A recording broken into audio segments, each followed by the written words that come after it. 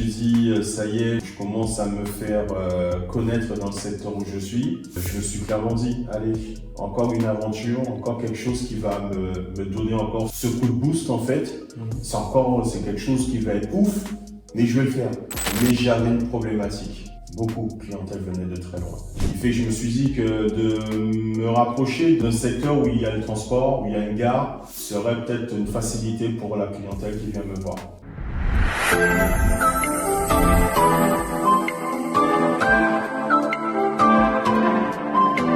Bon, bonjour à tous. Troisième et dernière partie avec Jimmy sur sa partie de la création de la première agence. Il nous a donné un peu des conseils. On a vu comment finalement s'il avait repris des agences, il aurait gagné du temps.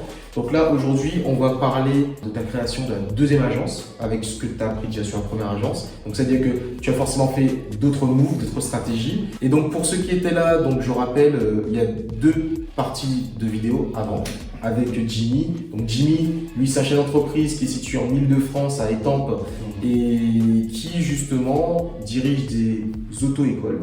Voilà, auto et moto. Voilà. Et l'idée de ces vidéos, c'était de parler là, des trois vidéos, c'était de parler de la partie de son groupe qui a été construit petit à petit. Voilà, que tu as commencé à faire une création d'une première. Là, on va parler de la création de la deuxième. Et donc, du coup, ce que tu as appris de tes expériences de la première. Et après, on fera une autre vidéo exclusivement sur la partie rachat d'entreprise de tes cibles qu'il veut parce qu'il souhaite aujourd'hui consolider son groupe et faire une croissance externe en rachetant une autre société cible qui sera dans le domaine du centre auto et moto. Voilà.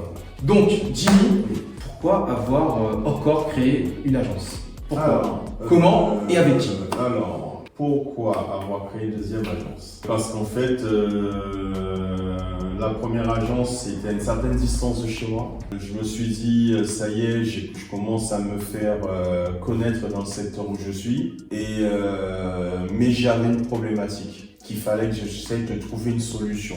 Cette problématique, en fait, c'est que dans le secteur où la première agence on a créée, en fait, la clientèle, malheureusement, venait de très loin. Beaucoup de clientèle venait de très loin. Et vu qu'il y a un problème de transport, c'est mal desservi, il fait que je me suis dit que de me rapprocher d'un secteur où il y a le transport, où il y a une gare, serait peut-être une facilité pour la clientèle qui vient me voir. Du coup, le secteur d'Étampes, que je connais très bien, hein, je suis un peu dans ce secteur-là, je me suis dit, voilà, une ville qui a plus de 26 000 habitants, ça peut être pas mal. Ça fait déjà plus d'habitants que dans la première agence. Du coup,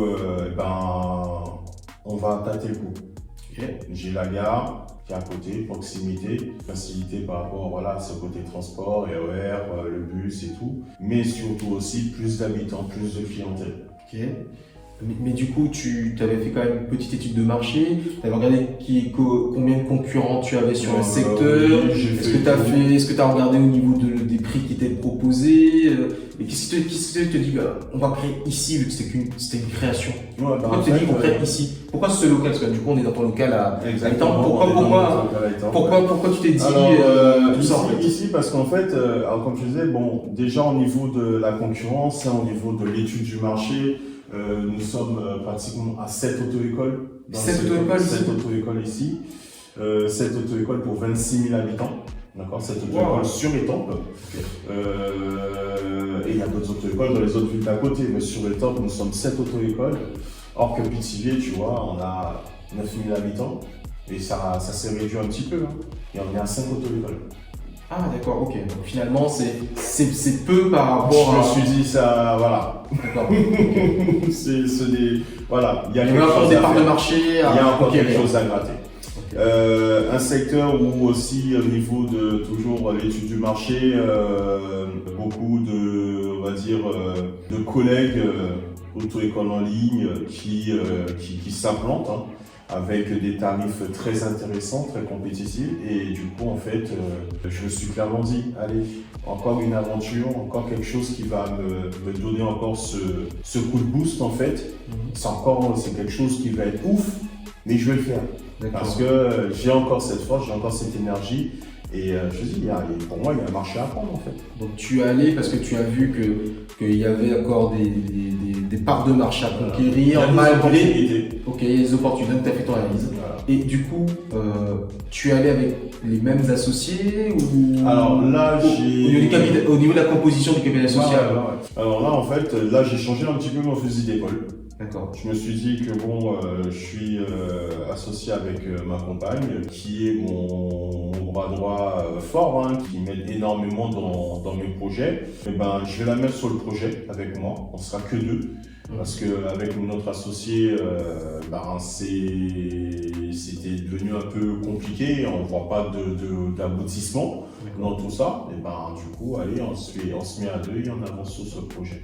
Très bien, très bien. Et du coup, donc elle, c'était plutôt le côté administratif financier, toi, c'est plutôt le côté commercial et aussi monitaire, pédagogie, process, voilà. D'accord. Donc c'est comme ça, du coup, que vous avez défini dès le début les rôles, parce que vous avez déjà cette expérience de la première agence. C'est ça. Les statuts, alors, vous êtes pas un professionnel, vous là, avez suivi une expérience en disant que vous faites tout seul, comment tu as rédigé les statuts? Pour les statuts, en fait, on s'est appuyé sur notre expert comptable. Voilà, qui a fortement aidé Laetitia à rédiger les statuts, à mettre quelque chose de carré dessus, parce que du coup, je suis pas que c'est avec Laetitia. Du coup, sur les statuts, on n'est pas parti sur quelque chose de basique. C'est vraiment notre expert comptable qui nous a aidé à rédiger ce statut. Et pour le coup, voilà, on va dire que ça a pris son temps. Ça a pris son temps parce que quand même l'agence des temps et l'agence qui, du coup c'est la deuxième, hein, mais c'est l'agence qui m'a pris, ça m'a pris du temps pour la mettre en place cette agence. Ça m'a pris beaucoup de temps. Entre les travaux, où ça a beaucoup traîné parce que du coup, on est parti sur, voilà, je voulais faire quelque chose de top. Je me suis dit, j'ai le temps et tout, je vais faire les travaux, je vais faire les trucs. Et au final, il y a beaucoup de choses qui ont pris du temps pour que je puisse mettre en place cette agence. Ce qui fait que, entre cette partie administrative et la suite des choses, ouais, c'est une agence qui a été, la deuxième création, elle a été pesante en fait.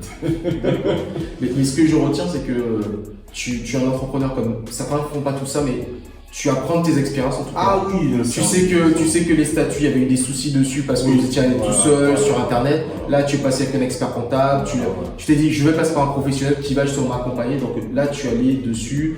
Tu as clarifié avec tes associés aussi quelles vont être les tâches. Donc tu sais que avec ta compagne, c'était quelle tâche elle faisait, toi tu faisais quelle tâche. Donc en tout cas, les deux situations à améliorer, tu les as améliorées. Les statuts, en t'accompagnant avec un expert comptable, et également la clarification des missions et des tâches de chaque associé. Donc ça, du coup, c'est très bien. Par rapport à la deuxième agence aujourd'hui, quelles ont été ou quelles sont encore tes plus grandes difficultés, tes plus grands défis? Parce que maintenant, tu as deux agences. Première difficulté, la difficulté de trouver le bon personnel. Ça, c'est déjà la première difficulté parce que dans le monde de l'auto-école, du coup, on a la personne au bureau voilà, qui est partie là pour toute la partie administrative parce que Laetitia, certes, elle est là, elle a son activité, mais la personne au bureau qui est là, qui est un peu le cœur du truc, parce que le bureau, c'est vraiment la base. D'accord. Ensuite, avoir les bons moniteurs motivés, les bons moniteurs qui ont cette arme aussi de bien bosser, d'accompagner les élèves. Ça reste des clients. Fait que en tant que client, on se doit de donner quelque chose de qualitatif. Surtout quand on est des petites entreprises comme nous, on ne peut pas se permettre de négliger le boulot, quoi. Et ça, oui, c'est la grosse problématique. Et ensuite, deuxième chose, c'est voilà, on est des humains. Oui. On ne peut pas se dédoubler. Du coup, étant, PTV, il faut s'en occuper parce que l'activité elle est forte là-bas. Pourtant, c'est une plus petite ville qu'Étampes. Mais l'activité est super intense sur Pithiviers et que Étampes, en fait, il y a une activité qui est en train de se développer, mais il faut de la présence. Du fait que là, obligé de se dédoubler. Donc, se dédoubler, obligé d'être présent sur les deux, en fait. Tout à fait. Et voilà, ce sont les deux grosses problématiques que j'ai sur cette agence, en fait. Voilà. Mais après, Le truc, c'est que l'objectif premier de se dire que je me rapproche d'une gare, je vais essayer de donner un peu plus de facilité à la clientèle pour se rapprocher de nous et tout. Ce premier objectif a été rempli, c'était bon parce que les gens se disent ça y est, ouais, Coco, Jimmy, Coco, il est là, il a éteint, ça y est, il avait parlé de ce projet, ça faisait un moment qu'il disait qu'il allait le faire, il l'a fait, il est là. Et alors, du coup, cet objectif-là, ça a été, on va dire, atteint. Et ensuite, en fait, parce que même si, certes, il y a eu beaucoup de difficultés, mais grâce à cet objectif-là, je me suis vraiment rendu compte que le bouche-oreille d'une agence a fait fonctionner la deuxième agence. Et le bouche-oreille de la deuxième agence fait fonctionner maintenant les deux agences. D'accord. Ce qui fait que ça nous a permis justement de nous dire, bon, il y a encore de belles stratégies à mettre en place, en fait. Pour pouvoir développer ces agences. Donc aujourd'hui, effectivement, tu as des axes d'amélioration, c'est au niveau du personnel, avant tu motivé et compétent. Voilà. Tu te dis aussi que voilà, tu as mis en place des synergies en termes de fidélisation et aussi de captation de la clientèle. Ça, c'est important. Et du coup, tu as deux agences. Maintenant, tu penses groupe, avec tes ambitions, aujourd'hui avec toi et ta compagne. À quel moment tu t'es dit, je veux un groupe, pas juste deux agences? Très bonne question. Je dirais dès le début. Mais si au début je parlais comme ça, mais c'était que des rêves. Ou ouais, voilà, j'aimerais bien. Ben maintenant, non, c'est pas j'aimerais bien, je veux. Maintenant, c'est ça. En gros, voilà, moi je veux. Ce métier me permet de bouger tout le temps, de connaître énormément de gens. Et au fur et à mesure du temps, en fait, je me suis rendu compte que je peux pas m'arrêter qu'à ça.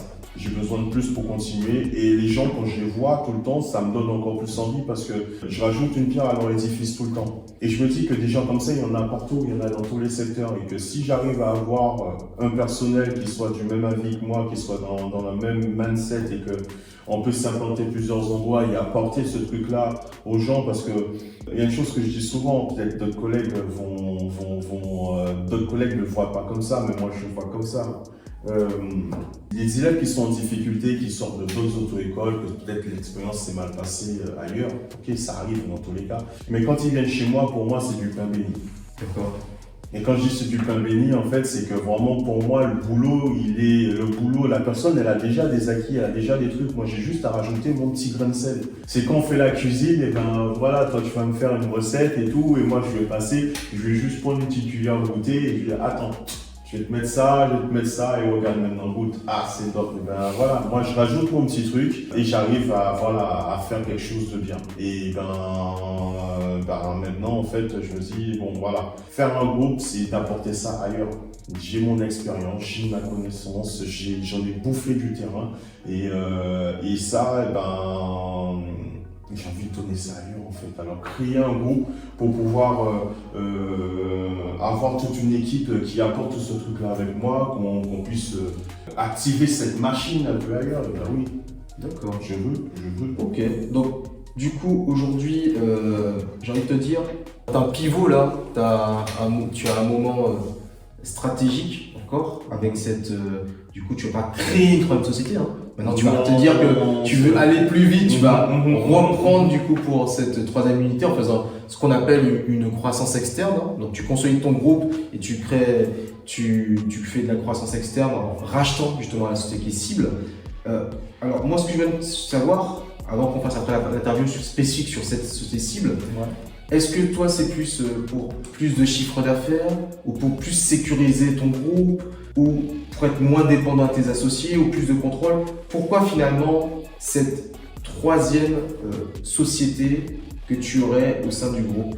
Et du coup, je pense que c'est logique, mais pourquoi effectivement aujourd'hui tu te dis je ne veux plus créer, mais je veux racheter pour ma troisième société? Alors, pourquoi cette troisième société? Parce qu'en fait, là, je vais pouvoir couvrir un secteur, déjà dans un premier temps, un secteur où je me suis déjà fait connaître, j'ai déjà une certaine réputation, un secteur que je maîtrise déjà, en quelque sorte.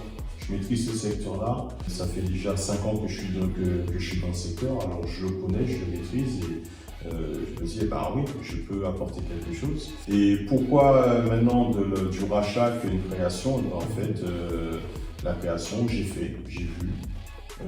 Aujourd'hui, en fait, le temps court vite.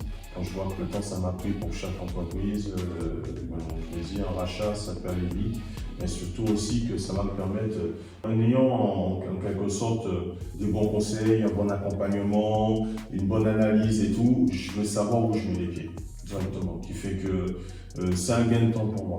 C'est un gain de temps, j'ai plus, je dirais pas que j'ai pas l'énergie, mais c'est que non, c'est bon, le rachat, j'ai envie de connaître. Tu t'es dit que, après c'est normal, hein, parce que là tu parles avec ton cœur, mais aussi tes tripes et ton expérience que tu as vécue. Quand on a passé plusieurs années à créer une entreprise, plusieurs années à créer une deuxième entreprise, et à un moment donné, qu'on le veuille ou non, on est humain, on s'essouffle, on est fatigué, on veut aussi trouver des moyens d'être des fois plus efficaces, de gagner du temps, d'accord? Donc c'est aussi pour ça. Bon bah merci Jimmy, on va faire justement cette vidéo sur la partie de tes cibles, c'est que tu veux racheter. Et donc, on vous donne bientôt rendez-vous pour cette partie. C'est une nouvelle vidéo spécifique au rachat d'entreprise que tu veux faire, parce que c'est cible. Donc, du coup, la troisième structure. Pour ceux qui n'ont pas vu les parties précédentes des 2 premières vidéos, regardez en commentaire ou dans le descriptif. Et pour ceux qui veulent continuer à suivre, commentez, likez et mettez la petite cloche. On vous souhaite une bonne journée, une bonne soirée et à bientôt. Ciao.